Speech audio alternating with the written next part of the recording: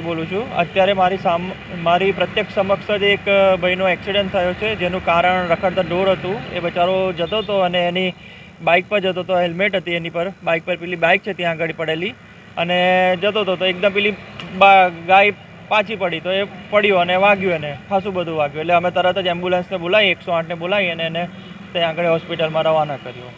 એટલે કેટલી ગંભીર બાબત છે? ગંભીર એટલે બહુ મોટી ગંભીર બાબત કહેવાય, કારણ કે જાહેર સિટીમાં રસ્તા વચ્ચે ઢોરા ફરતા હોય તો અવારનવાર એક્સિડન્ટો થયા જ કરે છે અને થવાના જ છે. જ્યાં સુધી આ કંટ્રોલમાં નહીં આવે ત્યાં સુધી તકલીફ જ રહેવાની છે. શું કહેશો પાલિકા તંત્રને?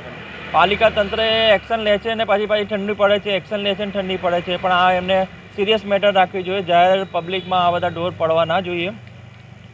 પાલિકાના હોદ્દેદારોને શું મેસેજ આપશો? થોડું સજાગ બનવું જોઈએ, પબ્લિકની કાળજી રાખવી જોઈએ અને આ રીતે જાહેરમાં પ્રાણીઓ ફરવા ના જોઈએ, જેથી પબ્લિકને નુકસાન ના થાય, કોઈને જાનહાનિનો એ ના થાય. કારણ કે આ બહુ મોટી સિરિયસ મેટર છે, કોઈ બીને વાગી શકે છે, નુકસાન થઈ શકે છે અને મેજર ઇન્જરી બી થઈ જઈ શકે છે. આ કયો વિસ્તાર છે? આપણે અરણી વારાસા રિંગ રોડ છે, શિવ બંગલો સોસાયટીની સામે. ચંદ્રેશ ધોબી બોલું છું.